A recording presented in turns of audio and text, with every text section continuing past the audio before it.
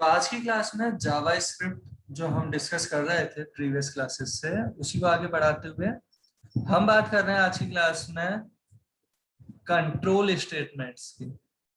जावा script में control statements कैसे provide किए जाते हैं उनकी हम बात करते हैं ना।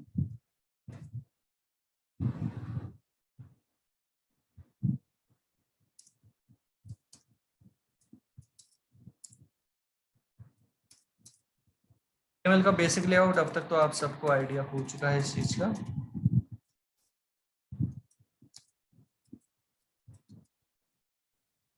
कंट्रोल स्टेटमेंट्स की अगर बात करें तो जैसे आप बाकी किसी और प्रोग्रामिंग लैंग्वेज में for example C programming language में अगर देख चुके हैं इफ एल्स स्विच और लूप, तो वही हमारा डिस्कशन यहाँ होने वाला है। इफ एल्स सिलेक्शन के लिए काम में आता है, स्विच भी सिलेक्शन के लिए काम में आता है, और लूप जो है वो काम में आता है रिपीटेशन परफॉर्म करने के लिए।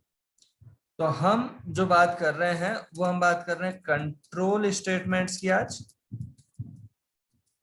कंट्रोल स्टेटमेंट्स दो तरीके से हम कंसीडर करेंगे। पहले कंडीशनल, कंडीशनल वो पार्ट जहां पे हम सिलेक्शन की बात कर रहे हैं कि एक कंडीशन के बेस पे सिलेक्शन परफॉर्म करना चाहते हैं कि कौन सा पार्ट परफॉर्म करना है कौन सा नहीं, जहां हम डिस्कस करेंगे स्विच एंड इफ एल्स को, इफ एल्स और स्विच के सिंटेक्स को।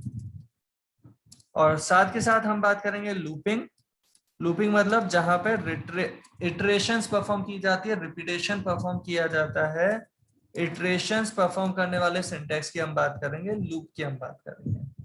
और लूप के सिंटैक्स जो जावा स्क्रिप्ट में अवेलेबल है ऑलरेडी आप जानते भी हैं, व्हाइल लूप,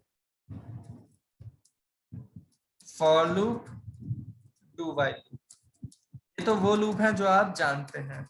बाकी कुछ और लूप्स की भी बात करेंगे जो जावा स्क्रिप्ट में ही अवेलेबल हुए, जो अलग से आपको जावा स्क्रिप्ट में, राइट। जैसे फॉर, और फॉर के साथ ही इन कीवर्ड के साथ, या फॉर के साथ ही ऑफ के साथ, तो वो हम बात करेंगे ना एग्जांपल के साथ। सबसे पहले हम जो बात करें कंट्रोल स्टेटमेंट में आज की क्लास में, वो हम बात करते हैं कंडीशनल, और कंडीशनल में भी if else. If else use में लिया जाता है सिलेक्शन के लिए, और सिलेक्शन का ये जो इफ एल्स का तरीका होता है वो बहुत सिंपल सा कि इफ के साथ प्रोवाइड की जाती है उसकी कंडीशन। कैसे, तो एक बार यहाँ पे हम समझते हैं। जैसे हमने वेरिएबल ले रखा है, सपोज वेरिएबल में दे रखा है वेरिएबल ए जिसमें दे रखा है सपोज 5, बी दे रखा है जिसमें प्रोवाइड कर दिया सपोज 3, और यहाँ पे हमने प्रोवाइड किया इफ। इफ का सिंटेक्स कैसा, तो अलग से एक बार यहाँ पे लिख रहे हैं ना। पहले इफ के साथ देते हैं उसकी कंडीशन, जो भी कंडीशन प्रोवाइड की उसके बेसिस पे होगा सिलेक्शन कि ये इफ के साथ प्रोवाइडेड जो पार्ट है उसे परफॉर्म करना है, जिसे हम समझने के लिए ट्रू स्टेटमेंट्स कहते हैं, या फिर एल्स के साथ जो प्रोवाइडेड है उसे परफॉर्म करना है, जिसे हम समझने के लिए फॉल्स स्टेटमेंट कहते हैं।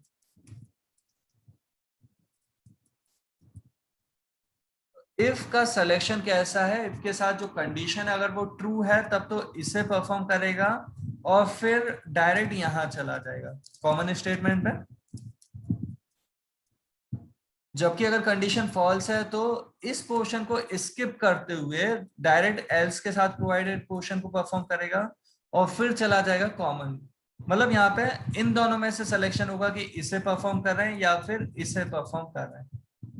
और ये एग्जांपल के साथ अगर हम यहाँ कंसीडर कर रहे हैं, हमने जैसे प्रोवाइड किया a ग्रेटर देन b, यहाँ पे हम दे रहे हैं जैसे for example console dot log, और यहाँ मैसेज दे दिया कंडीशन इज ट्रू या ट्रू स्टेटमेंट,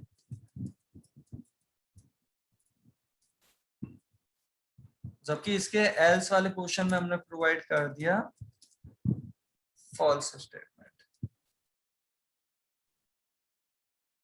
अगर हमने प्रोवाइड किया है ये पेज इफ एल्स जो हम डिस्कस कर रहे हैं उसकी बात करते हुए, तो यहाँ पे कंडीशन जाएगा होती है 5 ग्रेटर देन 3, कंडीशन ट्रू है या फॉल्स है, तो यह कंडीशन ट्रू, तो जाएगा ये ट्रू पोर्शन पे और इसे परफॉर्म कर देगा।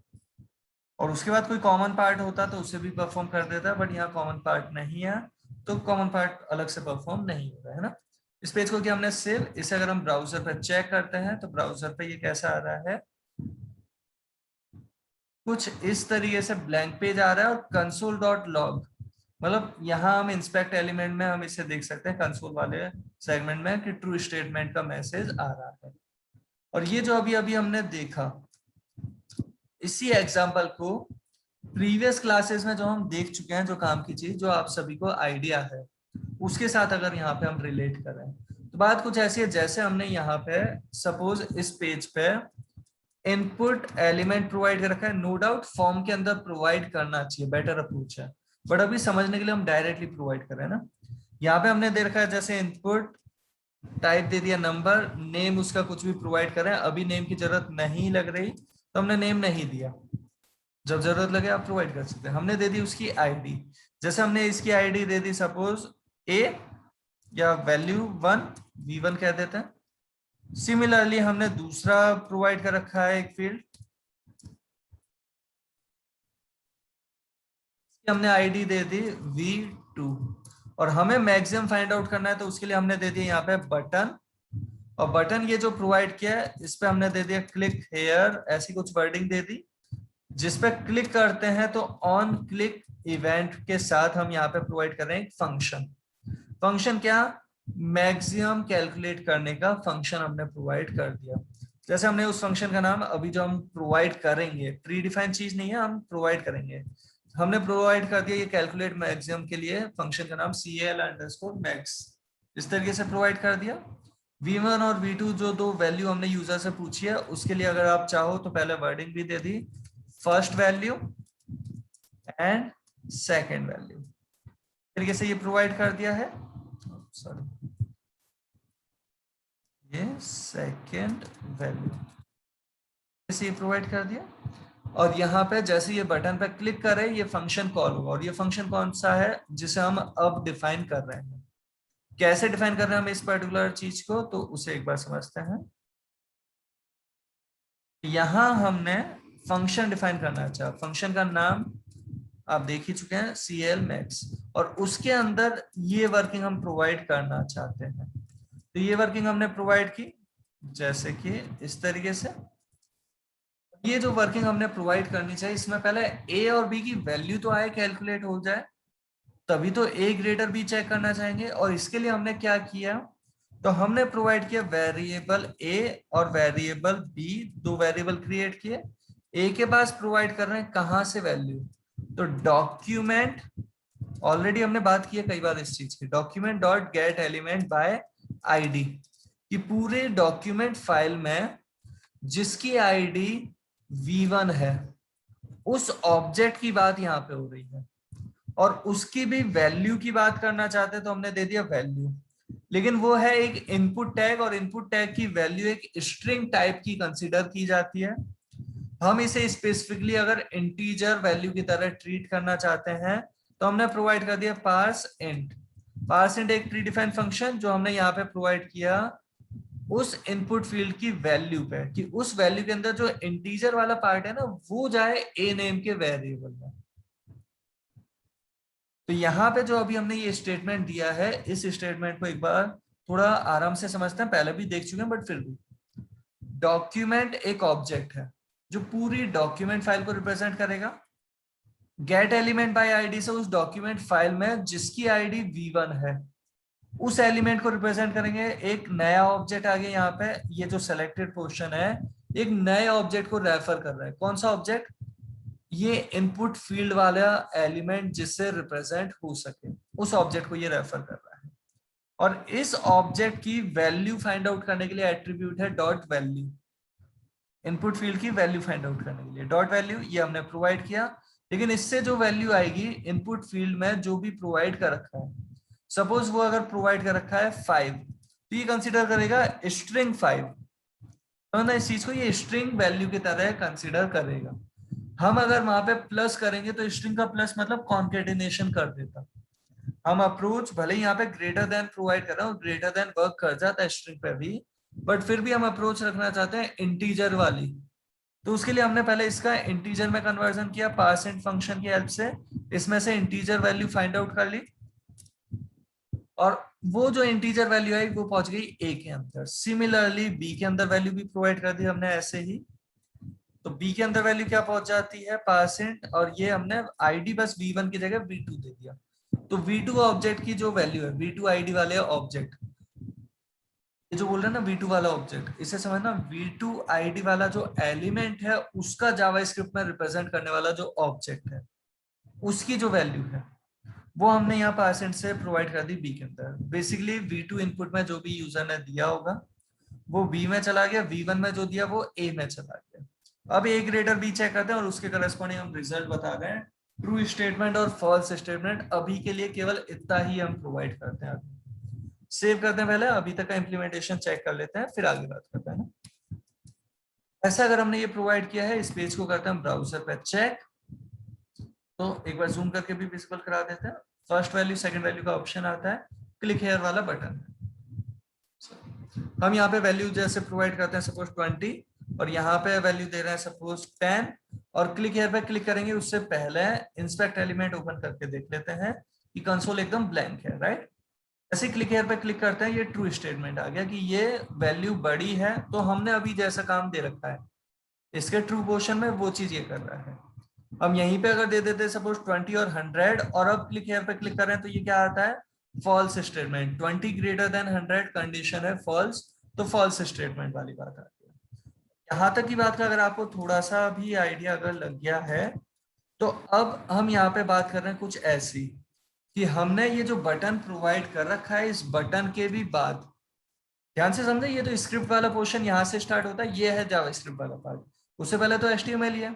हमने HTML के अंदर ही एक पैराग्राफ दे रखा है, लेकिन वो अभी खाली छोड़ रखा है। पैराग्राफ तो दिया लेकिन पैराग्राफ में कुछ भी लिखा नहीं है। और यहाँ पे हम प्रोवाइड कर रहे हैं इसकी आईडी जैसे हमने प्रोवाइड कर दी सपोज रिजल्ट, ये आईडी हमने प्रोवाइड कर दी इस पैराग्राफ के लिए रिजल्ट। अब हम क्या कर रहे हैं, इसी पेज पे, इस पर्टिकुलर पेज पे जो हमारे पास वैल्यू, जो मैक्सिमम वैल्यू है वो हम मैसेज की तरह देना चाहते हैं।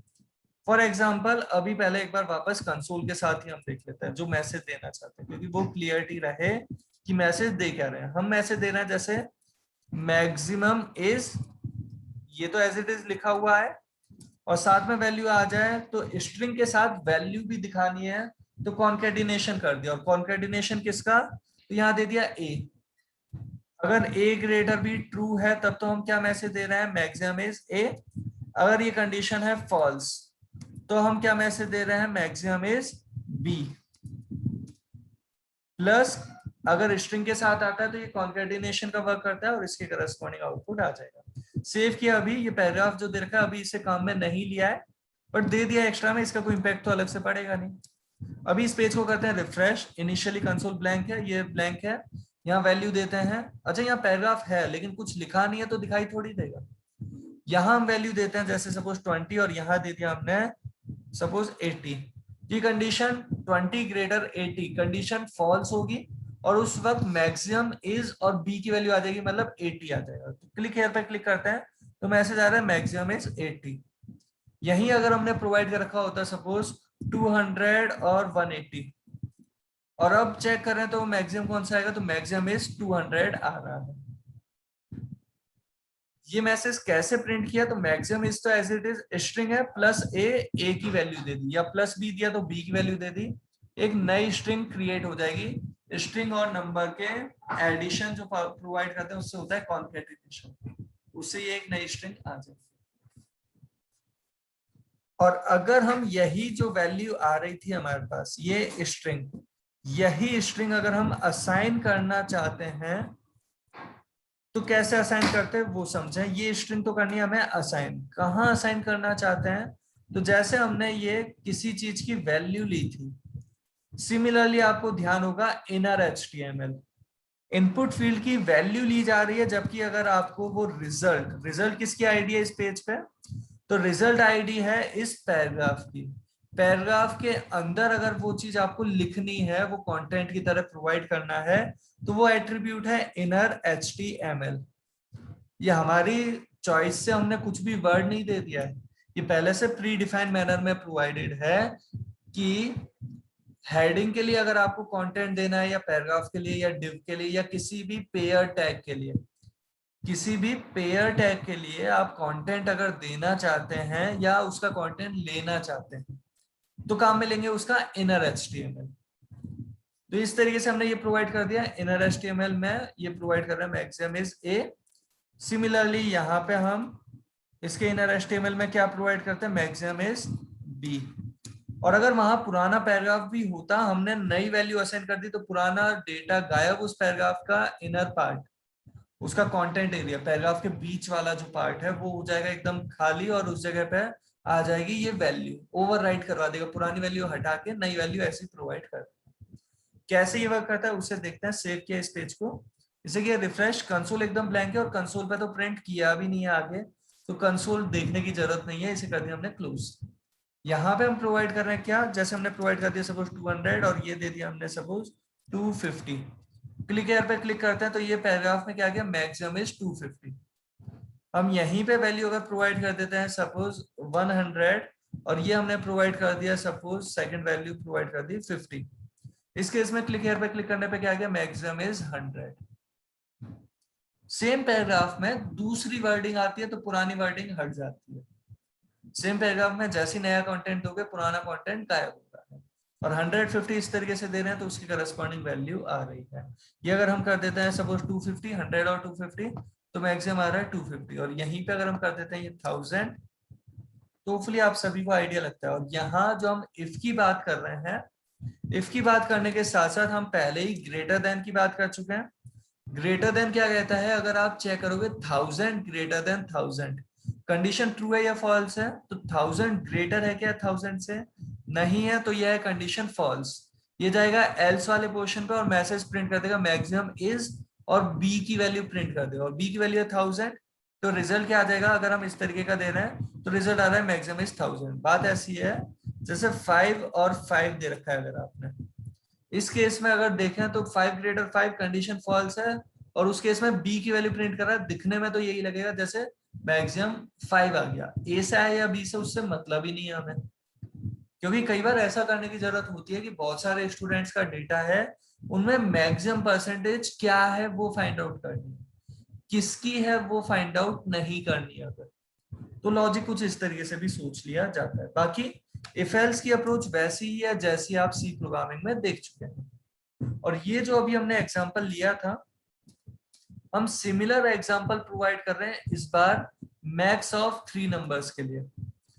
लॉजिक सबके अलग अलग हो सकते हैं, हम ऑपरेटर देख चुके हैं, उसकी हेल्प से भी बात की जा सकती है।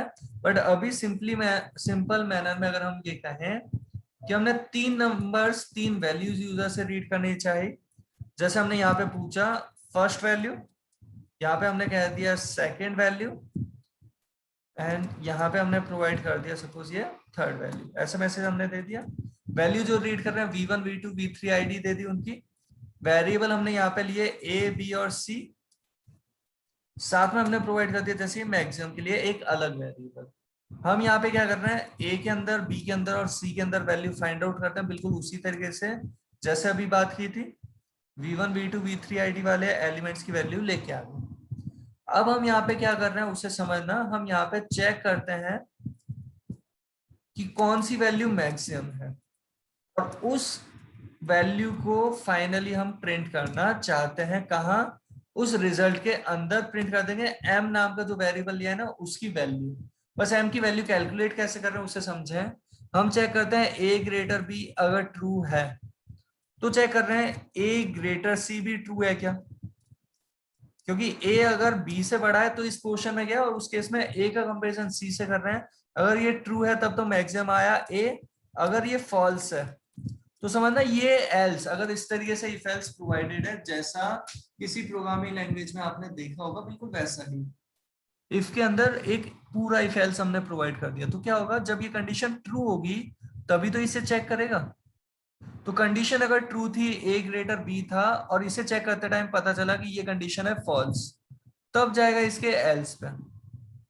मतलब यहां कब पहुंच रहा है, जब a और b में a बड़ा है और a और c में a बड़ा नहीं है, तो मैक्सिमम वैल्यू कौन सी रही होगी, c।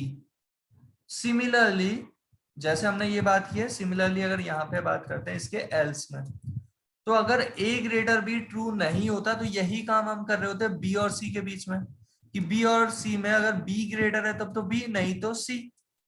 इस तरीके से फाइंड आउट कर लेते हैं। फाइनली एम की वैल्यू हम प्रिंट करवा रहे होते हैं। इस तरीके से हमने जो दे रखा है इस प्रोग्राम को,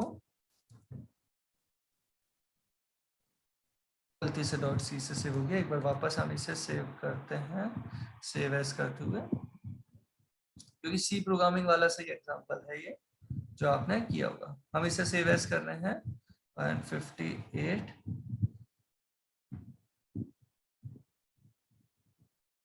ओके .html। इस तरीके से हमने ये प्रोवाइड कर दिया, और इस पेज को ब्राउजर पे अगर हम चेक करते हैं, जूम करके एक बार देख लेते हैं। 3 वैल्यू हम प्रोवाइड करते हैं और 3 वैल्यू देती जैसे 12 एंड 7 एंड 80। मैक्सिमम वैल्यू आ गई हमारे पास 80। हम यहीं पे अगर प्रोवाइड कर देते हैं सपोज 127 एंड 80, तो मैक्सिमम आ रहा है 120। यहीं पे अगर प्रोवाइड करें 710, क्लिक पे क्लिक करने पे 710। होपफुली आप सभी को ये आइडिया लगता होगा। यहाँ पे अगर हमने इस तरीके से प्रोवाइड कर दिया तो भी 710 है, अगर हम इसे चेंज कर देते हैं तो अब 80 है, राइट। तो इस तरीके से ये चीज वर्क कर रही है। इफ एल्स आप इस तरीके से काम में ले सकते हैं। और आज की क्लास में हम ये जो इफ एल्स देख रहे थे, ये तो आप बिल्कुल वैसे ही जैसा सी प्रोग्रामिंग में, तो आगे प्रैक्टिस करते रहना, कोई भी डाउट हो तो पूछना। हम बात कर रहे हैं एक बार स्विच के सिंटैक्स के लिए भी, और स्विच का सिंटैक्स हमारे पास कैसा अवेलेबल है उसे समझें। तो जैसे हमने इफ एल्स की बात की थी, कुछ इस तरीके का है। इफ एल्स के केस में इफ के साथ जो कंडीशन थी, स्विच के केस में स्विच के साथ कंडीशन होती है। बट स्विच के साथ जो कंडीशन है उसे कंडीशन ना कह के हम कह रहे हैं अभी एक्सप्रेशन। जो कंडीशन है वो भी एक एक्सप्रेशन ही होती है, नो डाउट। यहाँ पे अगर बात करते हैं इफ एल्स, जो अभी हमने देखा, उसके दो ही केसेस बनते हैं। या तो कंडीशन का फाइनल रिजल्ट आता है नॉन जीरो या ट्रू, तो जाता है ट्रू पोर्शन पे। अगर इस कंडीशन का फाइनल रिजल्ट आता है जीरो या फॉल्स, तो जाता है एल्स वाले पोर्शन, मतलब फॉल्स वाले पोर्शन पे। जबकि स्विच के अंदर मल्टीपल केसेस अवेलेबल हो सकते हैं। और ये जो मल्टीपल केसेस की जो हम बात कर रहे हैं, ये केसेस कैसे हो सकते हैं, तो यहाँ पे जो अवेलेबल केसेस हैं वो केस प्रोवाइड करने का तरीका होगा केस कीवर्ड, साथ में दोगे वो केस वैल्यू। जैसे कि अगर हम यहाँ पे बात कर रहे हैं, आपके पास जो अवेलेबल एक्सप्रेशन है यहाँ स्विच के साथ, अगर उस एक्सप्रेशन का रिजल्ट आता है सपोज 5, तो डायरेक्ट जाएगा ये केस 5 पे। जहां पे भी केस 5 प्रोवाइडेड होगा वहां पे चला जाएगा। यही अगर हम बात कर रहे हैं इस एक्सप्रेशन का रिजल्ट अगर होगा सपोज 22, तो डायरेक्ट जाएगा केस 22 पे, जहां पे भी केस 22 डिफाइन किया होगा वहां पे जाएगा। इस एक्सप्रेशन का रिजल्ट अगर होगा सपोज फॉर एग्जांपल, इस एक्सप्रेशन का रिजल्ट अगर आता है सपोज 14, तो जाएगा डायरेक्ट केस 14 पे, जहां पे भी आपने केस 14 प्रोवाइड कर रखा होगा। केसेस किसी भी ऑर्डर में हो सकते हैं, कितने भी हो सकते हैं, बट इस एक्सप्रेशन का रिजल्ट सपोज निकला 50 और केस 50 है ही नहीं अगर स्विच के अंदर, तो डायरेक्ट चला जाएगा स्विच के बाहर। बट अगर आप चाहते हो वो केस प्रोवाइड करना जो उन सब के लिए वर्क करे जिनके लिए केस नहीं मिलता, तो उसे प्रोवाइड करने के लिए आप डिफॉल्ट दे सकते हैं। और डिफॉल्ट केस किसके लिए वर्क करेगा, अगर एक्सप्रेशन का रिजल्ट आता है सपोज ऐसा जिसके लिए केस नहीं मिल रहा, तो वो जाएगा डिफॉल्ट पे, और डिफॉल्ट के करस्पॉन्डिंग वो अपना काम कर जाएगा। मतलब एक तरीके से ये कुछ ऐसा है कि इस एक्सप्रेशन का रिजल्ट इक्वल है अगर 5 के तो यहां जाएगा, इक्वल है 22 के तो यहां जाएगा, इक्वल है 14 के तो यहां चला जाएगा। अब एक एग्जांपल के साथ अगर हम इस चीज को समझें, तो हमने जैसे यहाँ पे प्रोवाइड कर रखा है, एक वैल्यू पूछिए यूजर से, एक ही वैल्यू पूछिए ना, और इस बार ये जो हमने वैल्यू पूछी है इसके करस्पॉन्डिंग हम प्रिंट करना चाहते हैं वीकडे। सपोज फाइंड डे हमने नाम दिया है फंक्शन का, और ये जो हम प्रोवाइड कर रहे हैं फाइंड डे नाम का फंक्शन, इस फंक्शन में हमने टास्क क्या करा है कि वो जो भी नंबर यूजर ने दिया है उसे हम लेके आते हैं सपोज n के अंदर, n के अंदर लेके आ जाते हैं ये वैल्यू v1 नाम का जो हमने दे रखा था पैरामीटर v1 id का, उसकी वैल्यू लेके आ जाते हैं और उसके बाद अप्लाई करते हैं हम स्विच। किस लिए? कि अगर वो नंबर यूजर ने दिया है 1 तब तो प्रिंट हो जाए डे, सपोज संडे। अगर दिया है 2 तो प्रिंट हो जाए मंडे, दिया है 3 तो उसके करस्पॉन्डिंग। होपफुली आपको आइडिया लग रहा होगा।